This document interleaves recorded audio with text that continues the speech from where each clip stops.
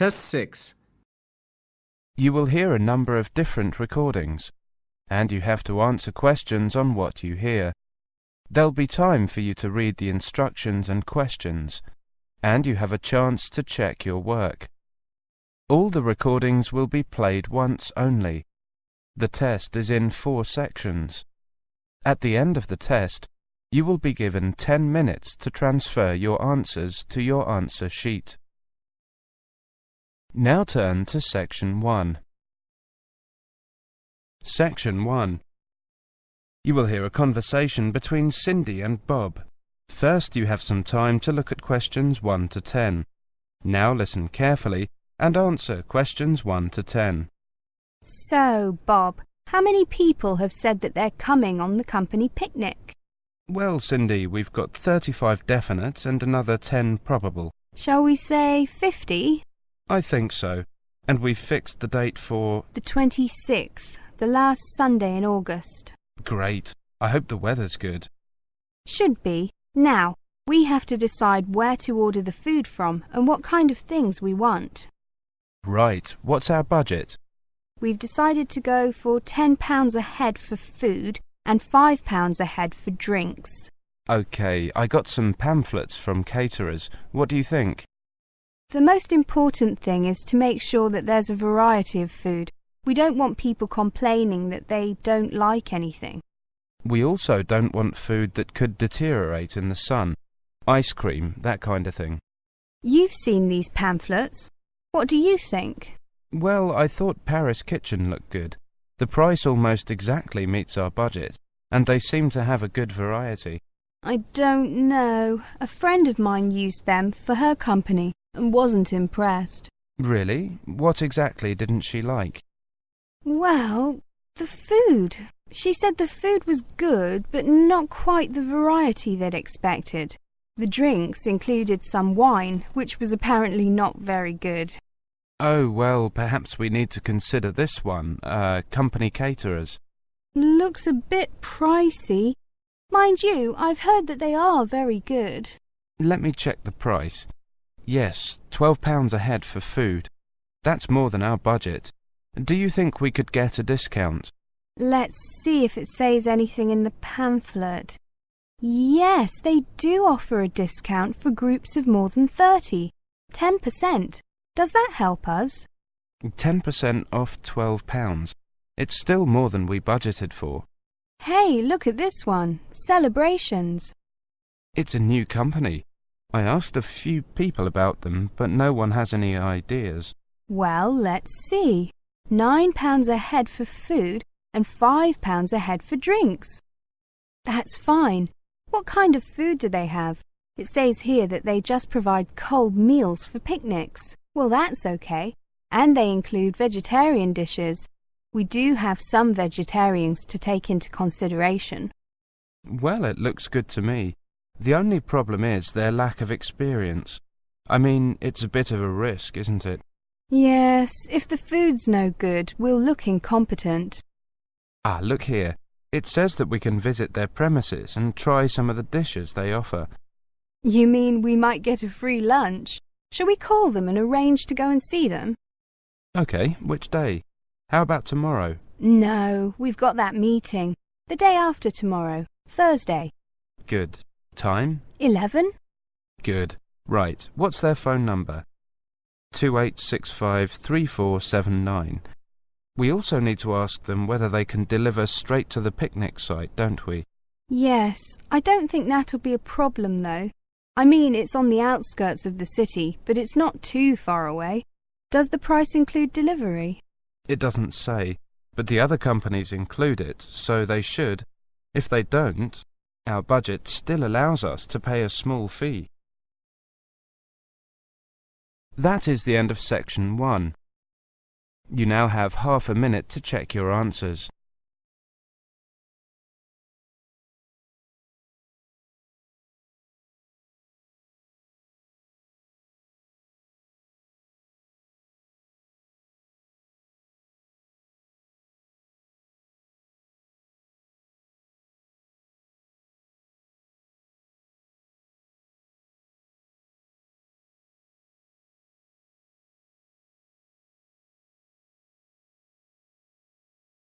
Now turn to Section 2.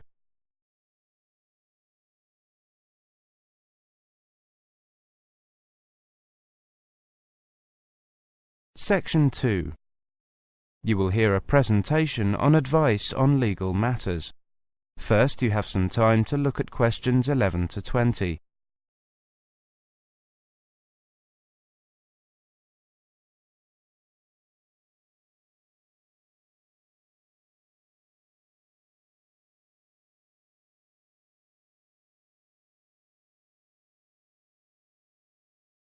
Now listen carefully and answer questions 11 to 20. Good afternoon, everybody. My name is Sally Miller, and I'm here to offer you some advice on legal matters whilst you are studying at this university. Happily, most international students complete their courses without running into any serious legal problems. But if you do find yourself involved in a legal dispute of any kind, ask for help. There are two options. First, contact the students' union or welfare officer. Even if they cannot help you directly, they should be able to advise you where to go for help. The second possibility is to contact the Citizens Advice Bureau in your area. You can find them in the local telephone directory. They will be able to recommend a solicitor if you need one, and tell you if there is a local law centre providing free legal advice. They will also be able to tell you whether you can claim legal aid to help pay for any court and legal fees. Let me give you some basic information about the police. The police have the power to stop and search anyone who appears to be behaving in a suspicious manner. If you are arrested for any reason, even if you know it to be a wrong reason, remember a few very important things. 1. Don't be aggressive. 2. Do not try to bribe the police officer. 3.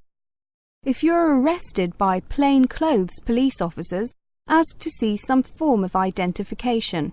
4. Give your true name and address if the officer asks you to. Lying to the police is a criminal offence. 5. Do not sign any statement until you have received advice from a solicitor. There is always a solicitor on duty at every police station. 6. You will be entitled to make one telephone call. If you use this call to telephone a friend, urge your friend to contact someone from your university or from the students' union and get advice about what you should do next. If you find yourself in trouble with the police, it is very important to get professional advice. Contact any of the following: your university welfare officer, the students' union at your university, your local Citizens Advice Bureau, a local law centre. If you are found guilty of an offence, it could seriously damage your position as an international student, so be sure to ask for help as early in the process as possible. Remember, obey the local laws. The laws here may not be quite the same as in your own country. Here are a few examples of actions that are illegal here. It is against the law to possess offensive weapons. For example, knives, guns, chemical sprays used for personal defense. Even women are not allowed to carry sprays or other deterrents to protect themselves against possible assault, except for rape alarms. Possess or supply hard or soft drugs. Disturb the peace. This is called disorderly conduct. This means that you can be arrested for being too noisy or rowdy. A few words about drinking. In this country, it is perfectly acceptable for adults to drink alcohol in moderate amounts.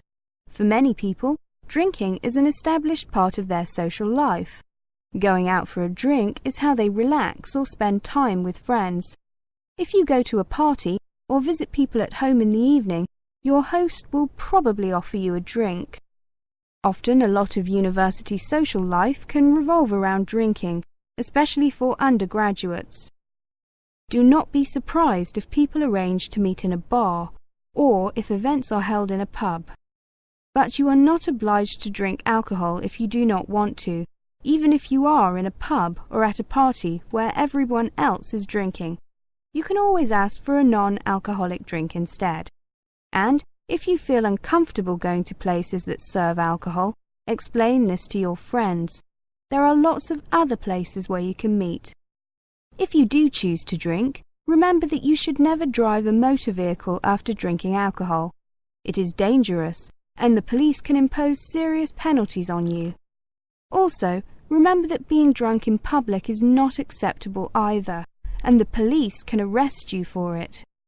Drugs and alcohol can cause serious problems.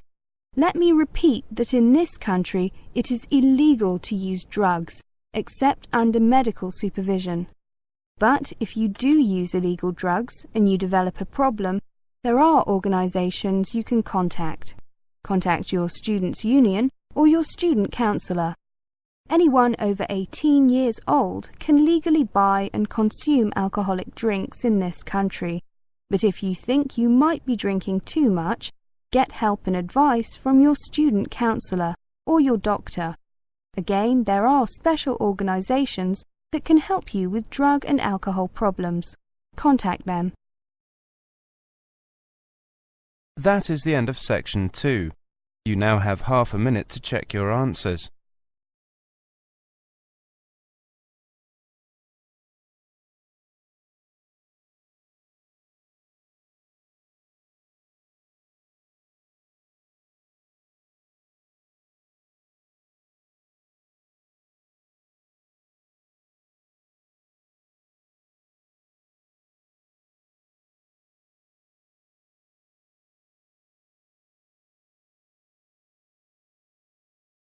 Now turn to section 3. Section 3. You will hear a conversation between Carlos, Melissa, David and Simona. First, you have some time to look at questions 21 to 30.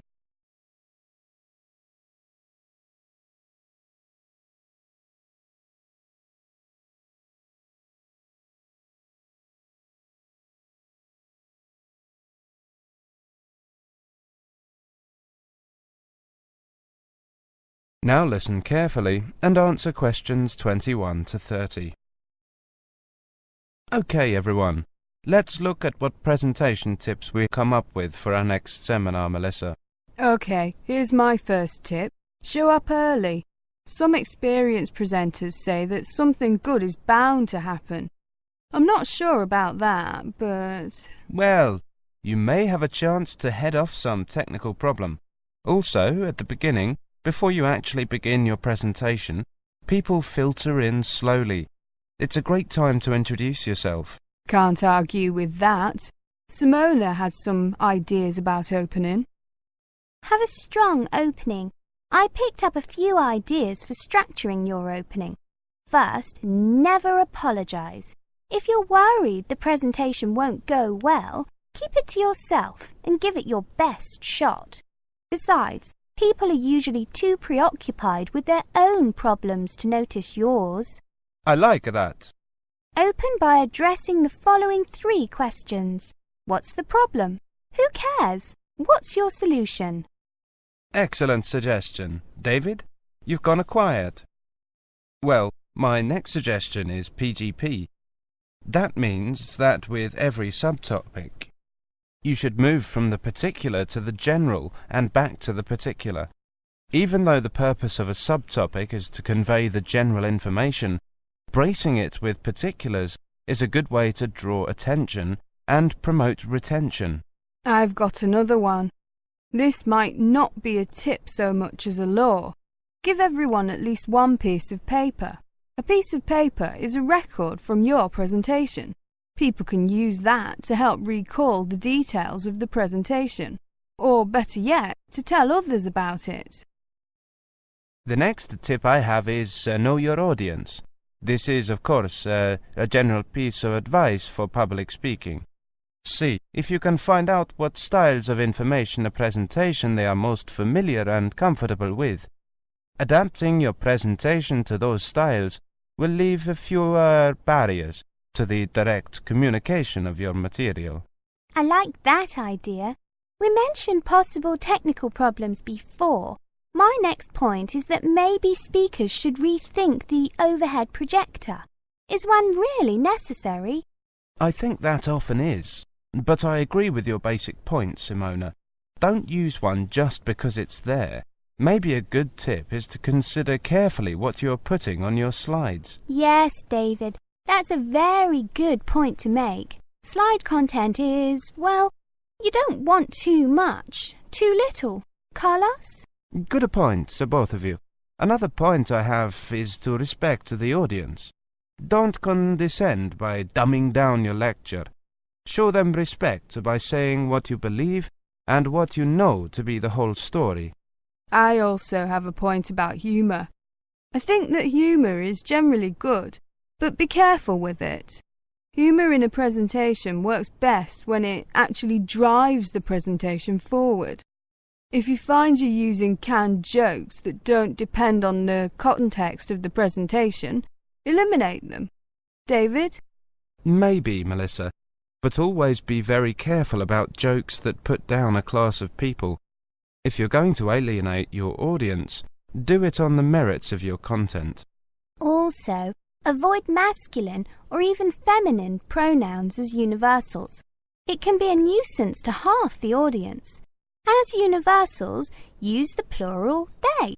The Oxford English Dictionary has allowed they as a gender-neutral singular pronoun for years. Thanks, Simona.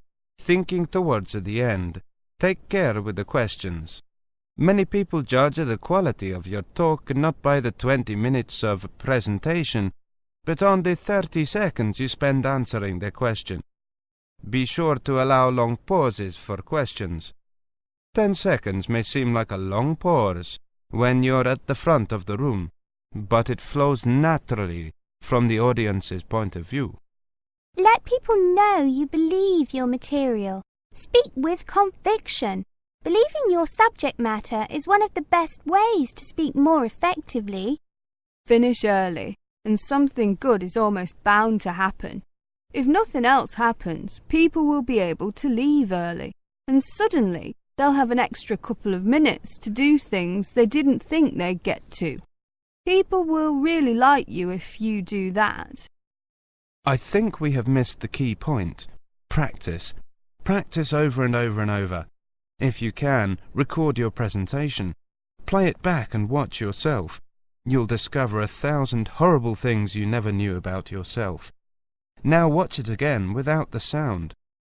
Why are your hands flying around like that? Now listen to it with the picture. Get rid of those ums. Now watch it at twice the normal speed. This emphasizes low-frequency cycles in your gestures. David, those were excellent points. I have one more, something quite simple, but often overlooked. I read that the two most dehydrating things you can do in a modern civilization are live presentations and air travel. I don't know if it's really true, but the message is that the way to stay sharp is to drink lots of water. Take care of your body, especially your voice. If possible, avoid alcohol too. So, we've got to organise these points now. That is the end of section 3. You now have half a minute to check your answers.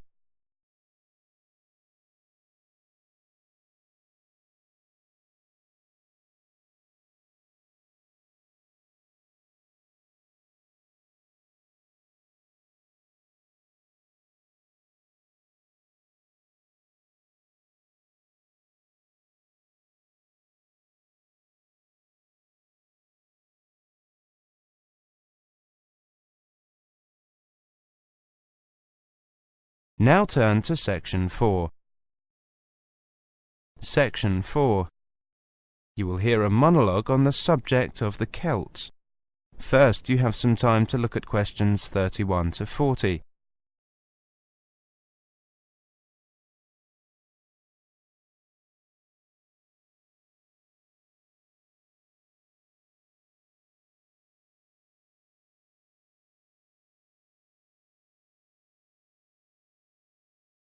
Now listen carefully and answer questions 31 to 40. Welcome to this introductory lecture on the Celts. Who were the Celts? The Celts were an Indo-European group, that is, related linguistically to the Greeks, the Germanic peoples, certain Italic groups and peoples of the Indian subcontinent. They arose in Central Europe at the beginning of the first millennium BC, and were an iron-using and horse-rearing peoples. By the end of the first millennium BC, their cultural group had spread up and down the Danube and Rhine, taking in Gaul, Ireland and Britain, across Central Europe into northern Italy and northern Spain. Their roaming across Europe led some of the Celtic tribes to sack Rome in 390 BC, creating a fear of the northern barbarians that was to haunt Romans for hundreds of years to come. The Celts are defined archaeologically by the type sites of Hallstatt and Latene, the former being taken to relate to an earlier phase of cultural development. Hallstatt, an ancient salt mining area, was excavated from 1876 onwards by the Viennese Academy of Sciences, and provided the first classification of the prehistoric Celts. In 1858, the waters of Lake Neuchâtel in Switzerland sunk to a low level, revealing a large prehistoric settlement with a huge number of surviving artifacts. The nearby town of Latene gave its name to the second phase of Celtic cultural development. However, please note that these phases overlap through time and are defined according to geographical area.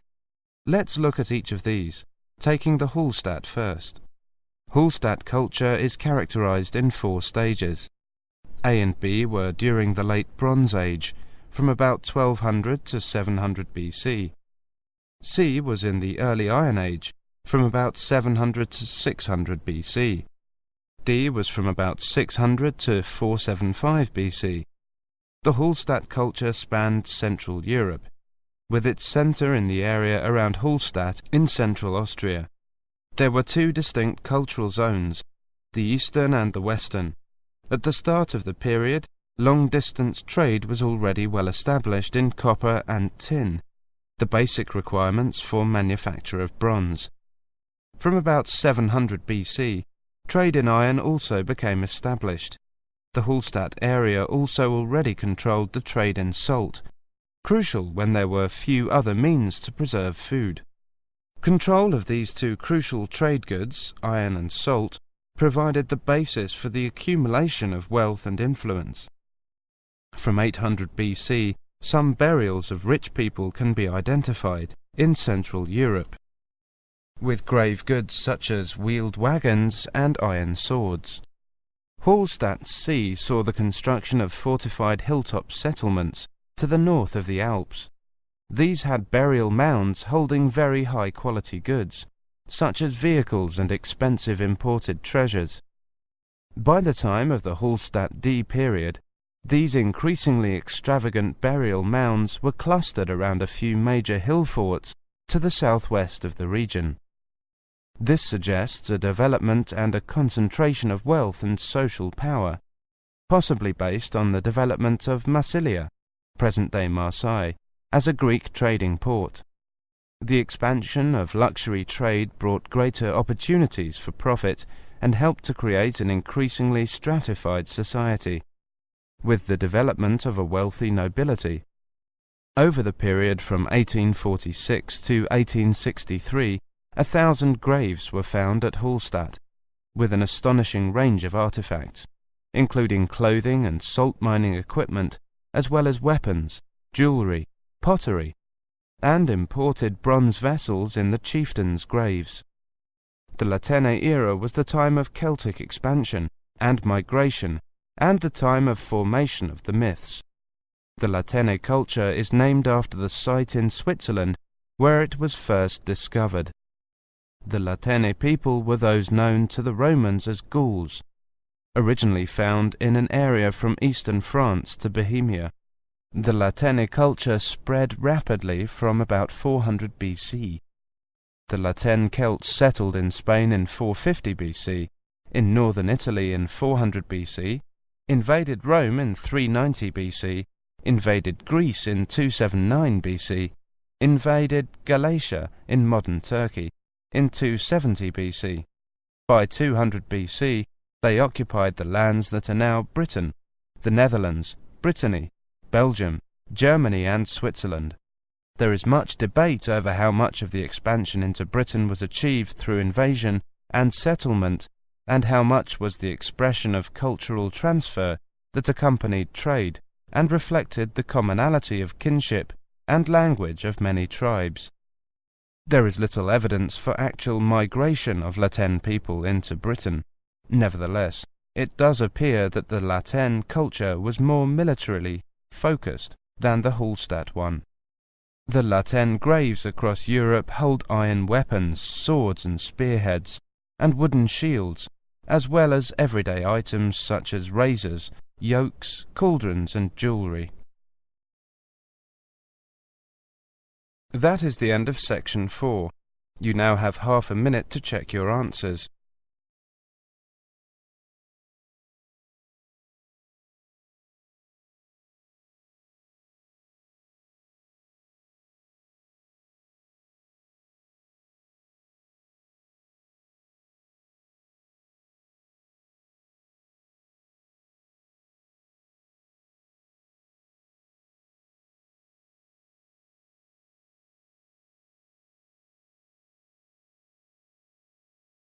That is the end of the listening test. In the Ielts test, you would now have 10 minutes to transfer your answers to the listening answer sheet.